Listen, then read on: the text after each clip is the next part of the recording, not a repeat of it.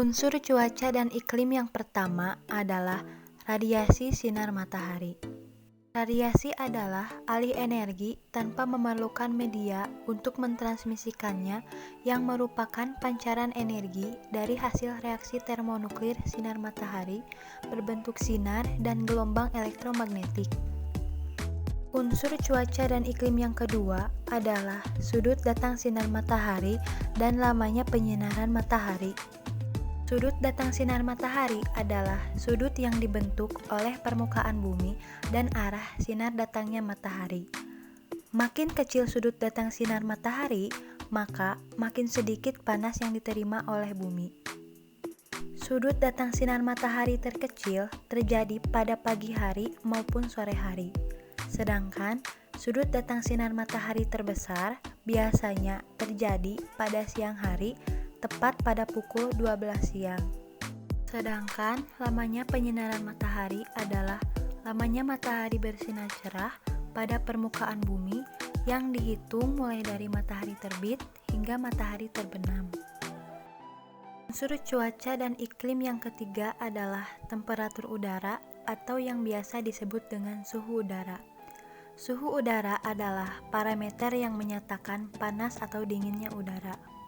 Pengukuran suhu dinyatakan dalam derajat dengan beberapa skala, yaitu Celsius, Reaumur, Kelvin, dan Fahrenheit. Faktor variasi suhu bisa ditentukan berdasarkan letak lintang, ketinggian, musim, dan sun duration. Unsur cuaca dan iklim yang keempat adalah kelembaban udara. Kelembaban udara adalah banyaknya uap air yang terkandung dalam massa udara pada waktu dan tempat tertentu. Kelembaban akan menurun ketika suhu udara naik, dan sebaliknya akan meningkat ketika suhu turun. Kelembaban tertinggi terjadi pada saat fajar hari ketika suhu udara turun, dan kelembaban terendah terjadi saat tengah hari ketika suhu udara sedang tinggi. Unsur cuaca dan iklim yang kelima adalah tekanan udara.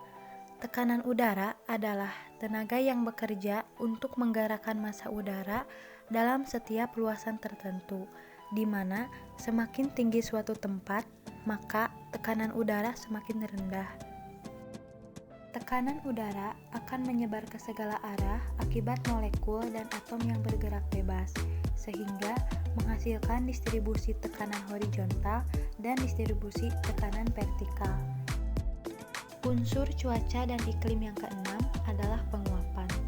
Penguapan adalah proses perubahan molekul yang berbentuk benda cair menjadi gas. Proses penguapan merupakan kebalikan dari proses kondensasi. Proses penguapan terbagi menjadi 3 jenis, yaitu 1. Evaporasi, kedua transpirasi, dan yang ketiga evapotranspirasi. Evaporasi adalah transfer air dari permukaan bebas atau muka tanah menjadi molekul uap air di atmosfer.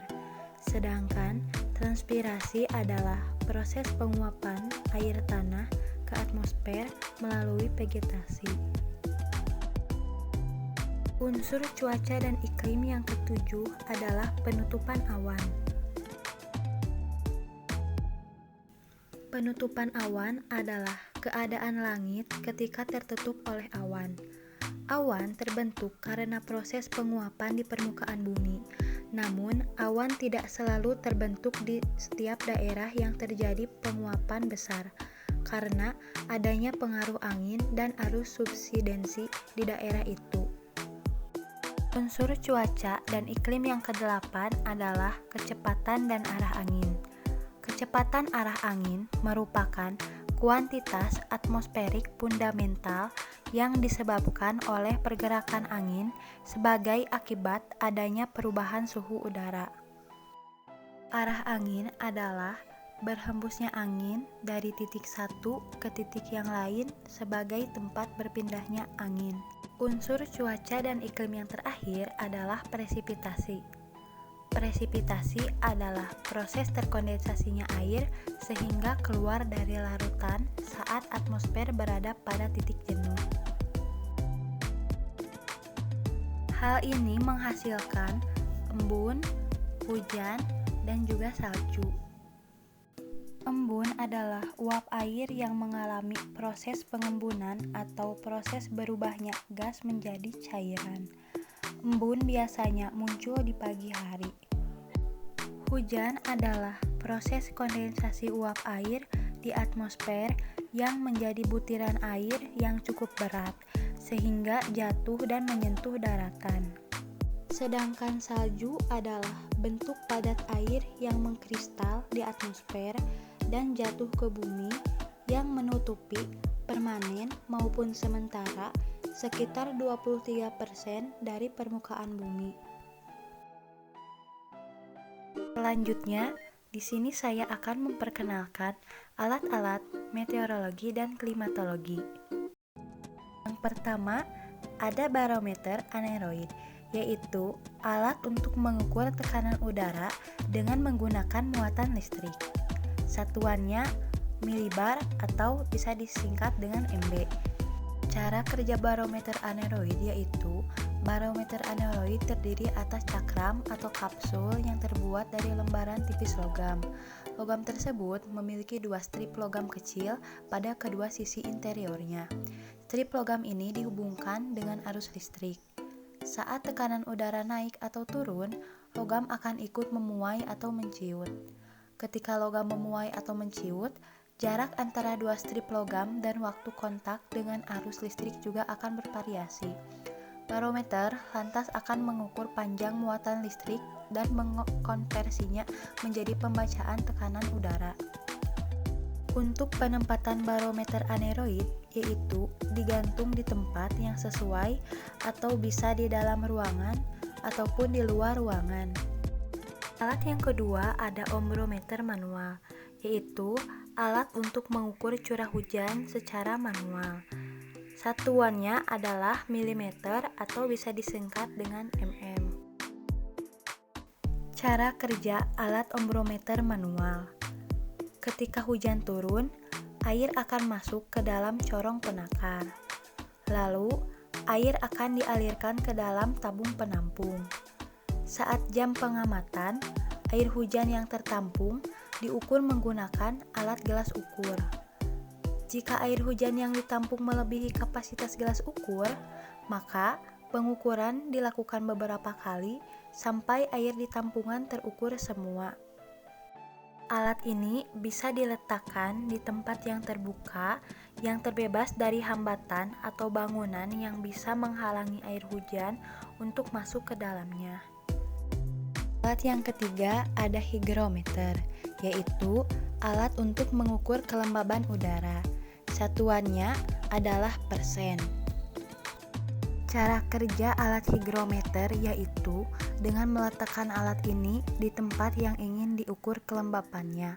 Lalu, kita hanya perlu menunggu beberapa saat saja dan kemudian baca skala yang ditunjukkan. Skala terlihat umumnya ditandai dengan tanda persen bersama dengan derajat Celcius. Untuk menempatkan alat hygrometer bisa diletakkan di tempat yang akan dilakukan pengukuran baik di dalam ruangan ataupun di luar ruangan. Yang keempat, ada alat Campbell-Stokes, yaitu alat untuk mencatat lamanya penyinaran matahari. Satuannya yaitu persen. Cara kerja alat Campbell-Stokes ini adalah sinar matahari yang tepat jatuh pada sekeliling permukaan bola kaca pejal akan difokuskan ke atas permukaan kertas pias yang telah dimasukkan ke dalam celah mangkuk dan meninggalkan jejak bakar sesuai posisi matahari saat itu. Jumlah kumulatif dari jejak titik bakar ini yang disebut sebagai lama penyinaran matahari bersinar dalam satu hari dalam satuan jam atau menit. Untuk menempatkan alat ini bisa disimpan di ruang terbuka yang bebas hambatan dan terkena langsung dengan sinar matahari. Alat yang kelima ada barograf, yaitu alat untuk mencatat tekanan udara secara otomatis. Satuannya adalah milibar atau bisa disingkat dengan MB. Cara alat kerja barograf bisa menggunakan perubahan tekanan udara pada logam tipis yang diteruskan secara mekanik dengan pena yang bergerak di atas kertas yang menempel pada sebuah drum. Drum ini bergerak secara presisi menggunakan mekanisme jarum jam manual atau baterai sehingga menghasilkan barogram, yaitu hasil dari rekaman barograf. Untuk menempatkan alat ini dapat diletakkan pada panci barograf. Yang keenam, ada alat termometer bola basah dan bola kering. Termometer bola basah dan bola kering adalah alat untuk mengatur temperatur udara atau suhu secara faktual. Satuannya yaitu derajat Celcius atau derajat Fahrenheit. Cara kerja alat ini yaitu di mana suhu naik, maka air raksa yang ada di dalam tabung akan ikut naik melalui kolom tabung yang berskala. Begitupun sebaliknya, jika suhu turun, maka air raksa pun akan ikut turun melalui kolom tabung berskala. Ujung permukaan atas air raksa merupakan suhu udara. Untuk menempatkan termometer bola basah dan bola kering, bisa diletakkan di sangkar meteorologi sehingga suhu udara yang diukur merupakan suhu udara yang sebenarnya. Alat yang ketujuh ada bendera angin atau kantong angin atau windsock, yaitu alat untuk mengetahui arah mata angin di suatu area. Satuannya yaitu arah mata angin. Cara kerja alat ini yaitu ketika angin berhembus, maka kantong angin akan terisi menghadap arah mata angin yang bergerak tersebut. Cara penempatannya biasanya dipasangkan pada tiang tinggi di tempat terbuka. Alat yang kedelapan ada antinograf bimental, yaitu alat untuk mengukur atau mencatat secara otomatis intensitas radiasi matahari. Satuannya adalah kal per centimeter kubik. Cara kerja alat ini yaitu 1.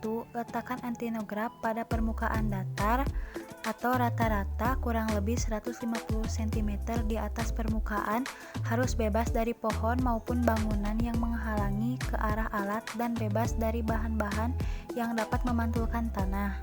Lokasi pemasangan sinar kuat ke arah alat. 2. Atur posisi bimetalik persegi panjang searah utara selatan dan kaca jendela ke arah timur. Yang ketiga, atur traveling alat melalui kaki-kaki yang dapat diatur atau diputar. Yang keempat, kebersihan alat harus selalu diperhatikan, terutama bagian glass dome. Yang kelima, silika gel harus diganti secara periodik sesuai iklim di mana ia ditempatkan.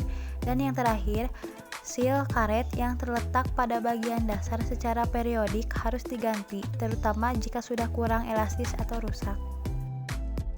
Cara penempatannya bisa diletakkan di tempat yang terbuka, khususnya tempat yang menerima sinar matahari.